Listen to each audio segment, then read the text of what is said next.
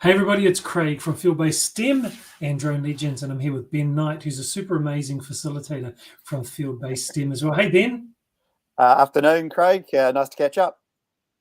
great to have you here.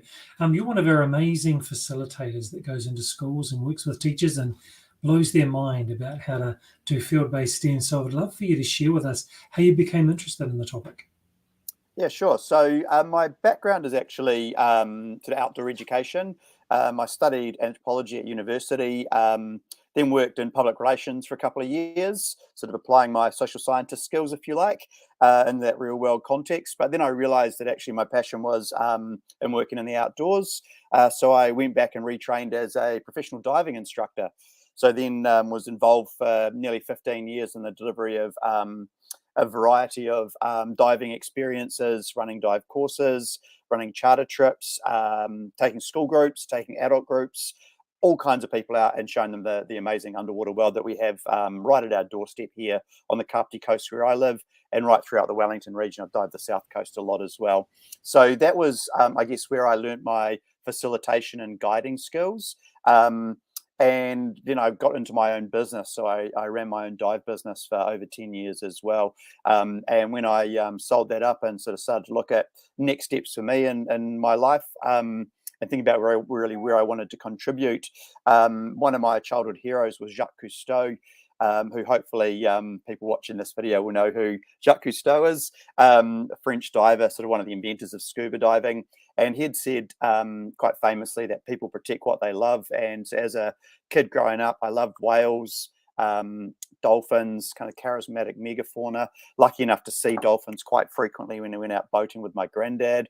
And so kind of getting to, I guess, the middle stage of my life and taking stock and thinking about what comes next, it occurred to me that there was an opportunity to contribute and to kind of use those skills that I'd developed in business and in dive instruction to I guess, help out the natural world, and particularly our local coastal and marine environment, because in the time I've been enjoying it, I've also noted a deterioration or a degrading in both the diversity of life and the quality of the habitats in many situations. And so I then started working for Mountains to Sea Wellington, delivering a program called Experiencing Marine Reserves, which is an experiential in water essentially program where students get to compare marine life within a marine reserve with the life outside of the marine reserve, and they start to understand some of the impacts of fishing activity in particular on marine life in their local marine environment. And then about 5 years ago, an amazing opportunity came up. I'd been to Mountains to Sea Wānanga up in Northland, and had been introduced to the concept of citizen science. So this was about 6 years ago, I guess. And I'd always, I guess, dreamed of potentially being a scientist, but had never applied myself to statistics in particular, to kind of, overcome that I guess, numeracy challenge that I think for a lot of people is the point where the door on their science journey potentially closes. I'm really good at sort of applied maths, but the more abstract as statistical analysis type maths had been a barrier for me to continue with that learning in a university setting. So this idea of citizen science really intrigued me. And one of the workshops that we did, or field trips that we did at this Wānanga, was to go to one of the estuaries up in Northland and learn how to facilitate the marine metre squared intertidal monitoring program. So Sally Carson, who's the director of the Marine Studies Centre at University of Otago, ran the session. And for me, it just kind of opened the door to a whole new way of thinking about what I could contribute to the knowledge base that we hold about our coastal marine environment, but also the fact that I could facilitate this for other people's enjoyment, for their engage them in science, but also engage them in the coastal marine space in a way where the information they were gathering was useful to inform management decisions, to inform how we use the places and what we do to protect these places. So working for Mountains to Sea Wellington, learning about citizen science and applying that in these settings where I was working with both teachers and their students. And then this amazing opportunity came up to jump onto a program called Litter Intelligence, which had just received funding from the Ministry for the Environment. It's run by an organisation called Sustainable Coastlines, which some of your teachers may have worked with previously. They run a whole bunch of amazing out of classroom education programs, Love Your Coast, Love Your Water, and now Litter Intelligence. And so the opportunity there was to be involved in the design and delivery of the program. So essentially, what is Litter Intelligence? It's a national beach, freshwater and stormwater litter monitoring program, and it's run through that lens of citizen science again. So we do have trained scientists working with us, helping collect data, but it's a program that's open to anybody who wishes to participate, and which over the last 5 years I've been really lucky to work with a huge number of schools, both in a professional development context with teachers and also in a sort of a facilitated field trip context with teachers and students. And so we're conducting litter surveys using a United Nations Environment Programme marine debris survey guidelines to kind of inform the methodology we developed. We work with Statistics New Zealand and Department of Conservation to make sure that the way all our volunteers that we're training to collect the data, that the way they're collecting that data is highly rigorous and consistent with the Tier 1 data policy that Statistics New Zealand have. So what that's meant is the volunteers we're working with in that space, the data they collect goes into a national database, but it's then being fed into national level reporting, regional level reporting, and by 2030 will be used to report on our progress against Sustainable Development Goals to the UN. So that's that was kind of the way that I went from dreaming of being a scientist to becoming a citizen scientist to becoming a professional facilitating other people's experience of science in that context. And it's quite simple to do. I like to say it's rubbish science, not rocket science. And so that work in that context kind of led me to stumble across field-based STEM. And what I really loved about the approach that Tony has developed there, because the trick is to get non-contact time with teachers. And it's really hard to do. So within Litter Intelligence, we're very focused on professional development and delivery of training that allows teachers to take this program we've developed and kind of make it their own and continue it within their school and their community beyond the funded period that we initially had for the program. But it's very hard to get that non-contact time. So what really resonated for me with field-based STEM was that the professional development that we deliver is through a mix of contact and non-contact sort of contexts and environments, working alongside of the teachers and the students, and working in the places where the teachers would continue to facilitate their students' participation in programs like Litter Intelligence was really attractive to me. It made a lot of sense and overcome a lot of the barriers that we've been trying to work around with this program delivery, and particularly in regard to teachers not having release time to do this this kind of learning, despite the value of it from a project-based and local curriculum content development perspective in terms of what it offers to those schools. And so that's kind of the main project that I guess I'm really passionate about at the moment, and that I love to turn up and help schools to get involved in. But I also really just like to do a bit of experimentation and or adoption of other programs or projects. So iNaturalist is an amazing and very simple to use tool that I've been supporting a whole bunch of teachers to learn how to use, and then to work with their students to both do biodiversity identification, bio blitzes, but also to collect that data and contribute it to a database that is accessible to other people, and particularly to other scientists. Marine meter squared, I really enjoy, because when I'm measuring the problems of litter on a beach, it's also nice to measure the biodiversity and natural values. And so oftentimes marine meter squared and Litter Intelligence work quite well together. We're kind of looking at what lives within that intertidal zone, and then we're looking at the human impacts that might have a negative effect on the life that lives there. So I've been doing a bit of marine meter squared facilitation, which is very enjoyable. And a more recent project that I'm really finding is resonating with the students I'm working with at the moment is looking at the abundance and distribution of our 3 native seagulls. So we have the black-backed gull, which would be the most common of them. We've then got the red-billed gull, which is endemic to New Zealand and in significant decline. And we've got the black-billed gull, which is in an even more perilous state, unfortunately, than the red-billed gull. And what struck me with the work I've been doing with group of students more recently out in Eastbourne on the eastern side of Wellington Harbour is I didn't realise students would get so excited about seagull sightings because they're somewhat commonplace, and I think a lot of adults kind of consider them to just be, there's a nuisance factor. They're noisy. They've got, they can pick through rubbish bins. But when you learn a bit more about the behaviour of these animals, and you start to understand what they're doing when they're making all of this noise or kind of acting up and being a nuisance, as people sometimes describe them, it suddenly starts to make a lot more sense. And the students absolutely have just really switched on to. They can now identify the two common ones that they see at their beach. And we've got some metrics around abundance and distribution. So the students can now then bring in the iNaturalist learning that they've done with the support of their teacher. They can make their observations. They can then carry them into iNaturalist and share them with others. So that's been a really fun project to get involved with as well, which was an adaptation, the gull monitoring of a project that, again, was run out of Otago called Project Red Bill, where they're in abundance and can be quite challenging in schoolyards and other contexts.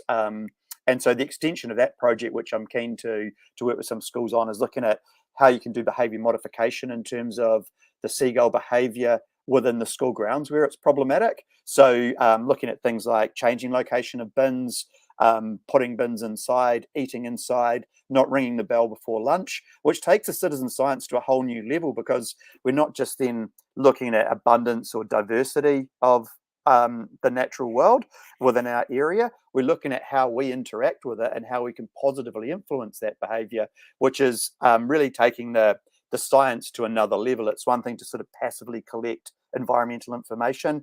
It's another thing to formulate a hypothesis like, I think the seagulls are cued to come and steal our lunch by the sound of the bell. I'm going to test that hypothesis by not ringing the bell before I send my kids out for lunch or before I go out for lunch myself as a student. And I'm going to measure seagull abundance and behaviour in my school grounds before and after that intervention, and use that to evaluate whether or not I was correct in the assumption that the bell is the cue for them to turn up. So that's the kind of projects I love working on. And for me, the key thing is it's got to be of interest to the students and most definitely to the teacher, and it's got to be fun. So, if we're not having fun while we're out there at the beach, then we're definitely not doing it right, and we need to rethink the whole approach. So, that's kind of in a nutshell the key things that I'm bringing into that is how enjoyable will it be for myself, for the teacher and the students, and how kind of locally relevant is it for them. Yeah, that's really interesting. We had an alternative education program we were running last year, and one of our staff members went and did the litter intelligence program and Oh, learned great. about that and how to measure and what to look out for, and brought the templates and the resource pack back. And it was really phenomenal because, as you said, he adapted it for the South Side Comet funded project that we'd put together about our local area and measuring the impact of rubbish and pollution in our local waterways. So we actually used the learning from litter intelligence and modified it for our local environment. And I thought, wow, this is so engaging. This is great. This is out there in the real world. The kids were highly engaged. We as staff were so into it. And then again, like you said, I stumbled across field-based STEM and I understood how Tony and the team were doing amazing things, similarly bringing teachers and students out, having real citizen scientists and actual scientists who had trained in their particular discipline and had knowledge and research and background and experience that they could share with the teachers, and then the teachers could pick that up. Not just the knowledge, but actually the skill of implementation.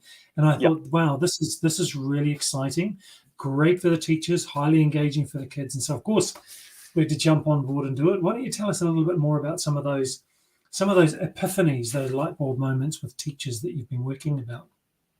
Yeah, well, I think for some of them, it's and similar for me in that perhaps had some aspirations around being a scientist, but couldn't overcome the stats 193, I think it was, barrier, if you like. But I think one of the things with litter intelligence, particularly, is it's relatively simple, but at the same time very rigorous, and that I think for teachers literally like me have said, I never thought, I didn't think I could be a scientist.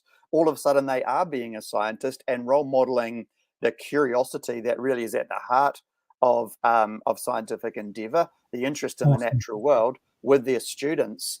Mm. So that's been really nice to see. essentially a few of my rubbish scientist proteges becoming real scientists, so to speak. And I think broadening the definition of who can participate in the production of knowledge. So that kind of democratization of knowledge, I think, is really fundamental Mm. too.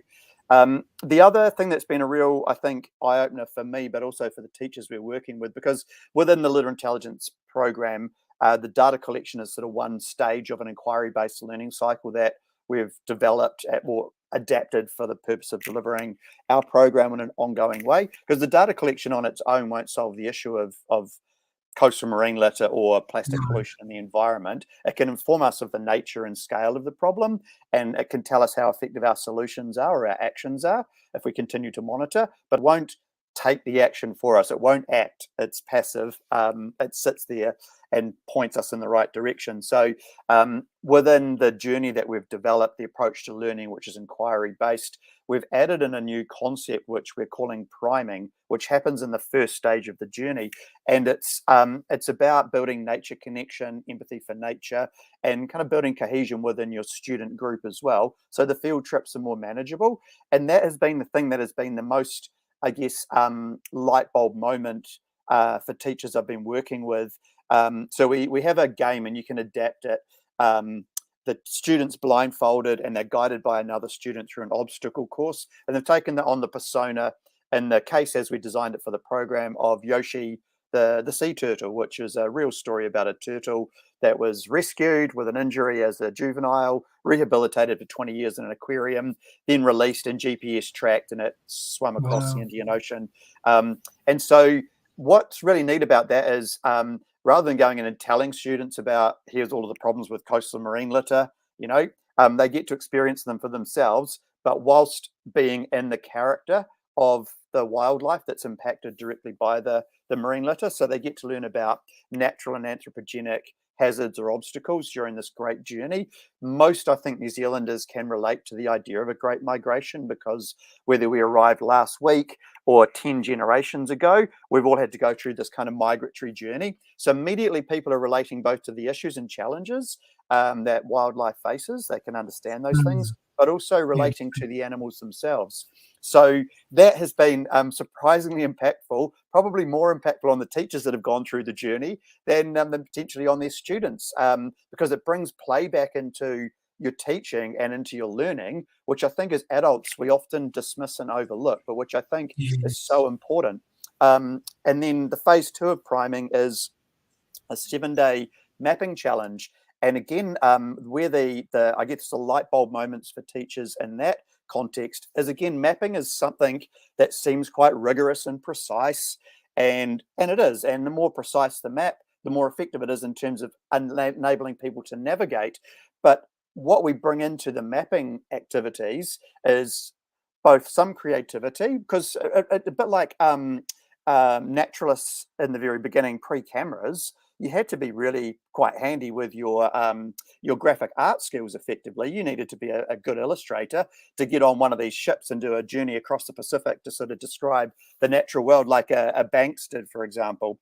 So we're bringing back in some of the art of map making, but in a way that is quite accessible. So providing some standardized resources that enable students to build up their map making and their creative map making skills. But more Fantastic. fundamentally, maps are about locating places of interest and the connections between them at the heart. That's what a map serves the purpose of.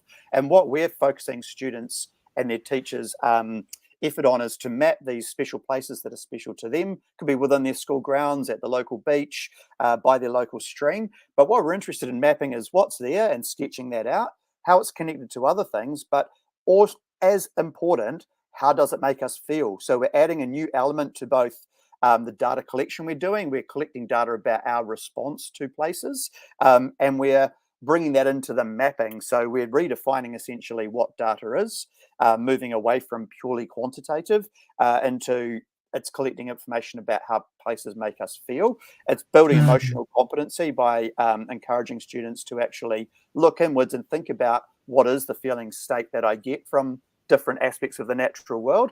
And it's giving them skills to be positively emotional, in the sense that we're not asking them to go out and find 4 places that look like they're going to hell in a handbasket and tell us about how upset they are, because for young people, that is the biggest challenge at the moment, is there's so much information about the problems, it's overwhelming. We've got eco-anxiety, we've got people who've switched off because it just seems insurmountable, the problems. So this is actually kind of teaching mindfulness as well, and resilience, because we're asking the students to go and map a place and map it in relation to a positive emotional response. So even if they see rubbish and they think that's bad, we're still asking them to find the good in that situation, which I think, again, is really fundamental to personal development, but also to the work that hopefully students that are involved in the programs I'm working on are going to take in their lives to improve the outcomes for the environment and for us by looking after these places better. Awesome. So for those of you that are not aware who are watching or listening to this, so field-based STEM is a Ministry of Education professional learning and development provider approved by the ministry, which means that schools can apply for a number of hours. It could be 50, it could be 80, it could be 300 hours, depending on the number of teachers involved. And the Ministry of Education will then approve or not approve, but hopefully approve a block of hours for people to come in and really support teachers to enhance the way that they deliver the curriculum, to develop local curriculum, to increase digital fluency, to improve understanding and knowledge of Te Ao Māori. And so for us as PLD providers in the New Zealand space, we really love to work with schools. And so the best way to do that, if you'd like to engage with a facilitator and build up a project to put forward to the Ministry of Education for approval, is to just reach out to us at the website below, field-basedstem.kiwi, obviously a New Zealand website. Just jump out, it's ticking across the screen there. And just as we wrap up, Ben, what's one action, just in the next 30 seconds to wrap up, what's the one action that a teacher in a school could do, whether they're from geography, from history, science, mathematics, technology, what's one thing they could do that's around the topic that you're interested in to make a meaningful change, to inspire students to think wider? What's one action? That's a tough one, Craig. I mean, come on. Only one. God, I just think just be curious and be excited. That's two things. Be curious and be excited about the opportunities to learn with your students. Love it. Love it. Everything starts with a question. Exactly. Honestly, particularly at a sort of year 7 and 8 level and beyond it, I mean, at all ages, it's amazing when you actually get an opportunity to work with students and get to know them, how knowledgeable, how smart, how onto it they are. It's truly humbling to work with these students. And I think remembering that every day when you're working as a teacher, how amazing these people are, and where they can potentially go in their lives with your support and facilitation. You know, teachers are my heroes, honestly, and I love working with them, and I love working with young people. We've got such a wealth of talent in New Zealand. We're very fortunate to be where we are. Ben Knight, thank you so much. Sorry. I was counting. Ben Knight, thank you very much for being with us. Really appreciate your enthusiasm and your passion, and for what you're doing with teachers and schools around the country through field-based STEM and PLD. So thanks very much for being with us. No worries. You're welcome. Nice to catch up, Craig.